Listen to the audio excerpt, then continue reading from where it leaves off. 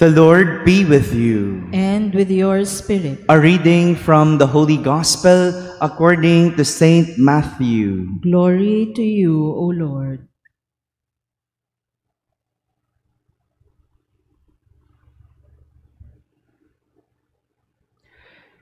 Jesus told his disciples this parable.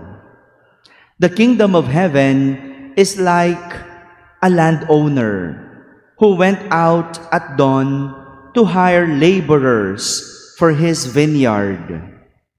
After agreeing with them for the usual daily wage, he sent them into his vineyard. Going out about 9 o'clock, he saw others standing idle in the marketplace and said to them, "You too, go into my vineyard, and I will give you what is just." So they went off, and he went again around noon and around 3 o'clock, and did likewise. Going out about 5 o'clock, he found others standing around and said to them, "Why do you stand here idle all day?" They answered, "Because no one has hired us." He said to them, "You too, go into my vineyard." When it was evening, the owner of the vineyard said to his foreman, "Summon the laborers and give them their pay, beginning with the last and ending with the first." When those who had started about 5 o'clock came, each received the usual daily wage. So when the first came, they thought that they would receive more. But each of them also got the usual wage. And on receiving it, they grumbled against the landowner, saying, "These last ones worked only 1 hour, but you have made them equal to us, who bore the day's burden and the heat." He said to them in reply, "My friend, I am not cheating you. Did you not agree with me for the usual daily wage? Take what is yours and go. What if I wish to give this last one the same as you? Or am I not free to do as I wish with my own money? Are you envious because I am generous?" Thus, the last will be first, and the first will be last. My friends, the Gospel of the Lord. Praise to you, Lord Jesus Christ. Good morning, my dear brothers and sisters. God treats people justly, not only equally. Tinatrato ng Diyos ang mga tao ng makatarungan at hindi lamang pantay.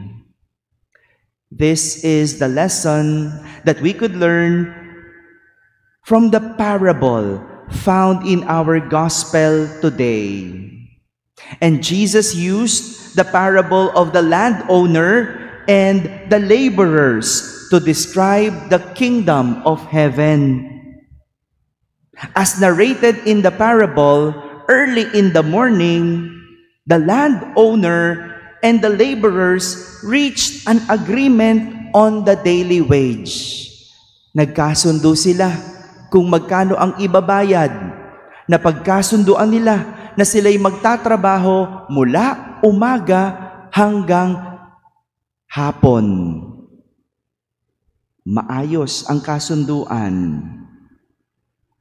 Going out about 9 o'clock, the landowner saw some laborers doing nothing. lumabas siya ulit, mga 9:00, nakita niya may mga taong walang ginagawa. And so, he called them to work in his vineyard, and he will give them what is just. Take note, he will give them what is just. Ibibigay kung ano ang makatarungan. The landowner, once again, went out around noon, 12 o'clock, and around 3 o'clock, and did likewise. Nagkasundo, pinagtrabaho. Going out about 5 o'clock, he found others standing around and asked them, "Why do you stand here idle all day?" Imagine, hapon na, may mga laborers pa na hindi nagtatrabaho. O kaya yung mga hindi po nagtatrabaho dyan, ha? Yung mga walang ginagawa po dyan maghapon, ha? Hindi gusto yan ng Diyos. And so, the landowners called them to work. What does that mean? Kung hapon na, wala ka pang ginagawa, and you are called laborers. Ano ibig sabihin nun? Probably, they were not the best laborers. Kaya walang kumukuha eh. They were not the best laborers. Maybe sila yung mga tamad o yung tinatawag na latak. Siyempre, kung ikaw ay may-ari ng ubasan, ang kukunin mo sa umagang laborers ay yung mga magagaling, masisipag, the best. Tama? Ang hindi mo kukunin, yung mga tamad, hindi magaling, petiks-petiks. But look at the generosity of the landowner. Even if they were the latak, even if they were not the best, he still called them and gave them work. Look at the answer of the laborers.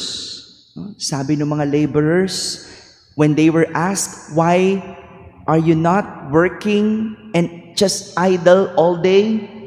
They answered, "Because no one hired us." See? Sino bang magkakagusto sa mga latak? Sino magkakagusto sa hindi magaling? Only the landowner. As he said, "You too, go into my vineyard." Looking at the whole scenario in the story, it opens us to the idea that God calls us at different time to be in the kingdom of heaven. God calls us in a different time. I have my own time, and so do you. But one thing is for sure, you will have your own time. Huwag kayo nagmamadali. You will have your own time. But make sure when your time comes, do your best and be the best. Baka naman pag tinawag ka, tatamad-tamad ka pa rin. No? Baka naman pag pinili ka na, ayaw mo pa din. No? Pero sa huli, may kasunduan. Ibibigay sa iyo ng Diyos ang nararapat sa iyo. Kung ikaw ay magaling, ibibigay sa iyo ng Diyos kung ano ang katumbas ng iyong galing. Kung ikaw ay mabuti, ibibigay sa iyo ng Diyos kung ano ang mabuti. Kung ikaw ay masipag, tatanggap ka ng nararapat. At kung ikaw naman ay naging tamad, tatanggap ka ayon sa iyong ipinakita.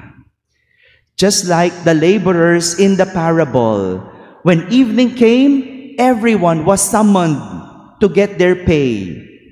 The laborers who worked early in the morning were surprised, for they received the same wage as the laborers who worked late in the afternoon. This made them complain.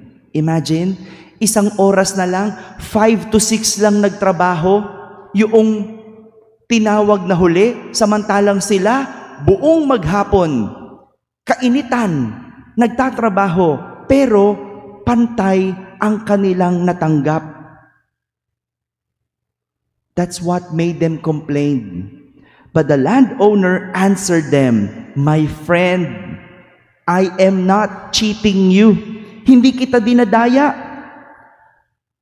Did you not agree with me on the usual daily wage? Hindi ba nagkasundo tayo? Natatanggap ka ng ayon? Take what is yours and go." Look at this. This is how we are to God. We complain whenever we see others receiving more than us. But this is also how God is with us. He does not cheat us. He is just.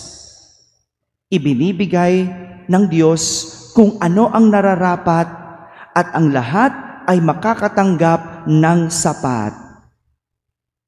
Marami sa atin, sa halip na tignan kung ano ang tinanggap, kung ano ang wala, siyang hinahanap. Diba? Hello. Yan. Yung mga wala, yun ang hinahanap. Pero yung meron, hindi nakikita. And this is why we end up complaining to God. Check on yourself. Check yourself. Isn't it true that the times when we complain are the times we do not feel content? Yung mga panahong nagrereklamo tayo ay mga panahong hindi tayo kontento.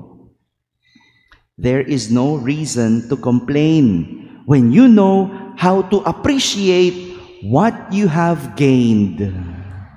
My dear brothers and sisters, what you receive will never be the same with others, but it is surely the best for you because God treats people justly and not only equally. Amen.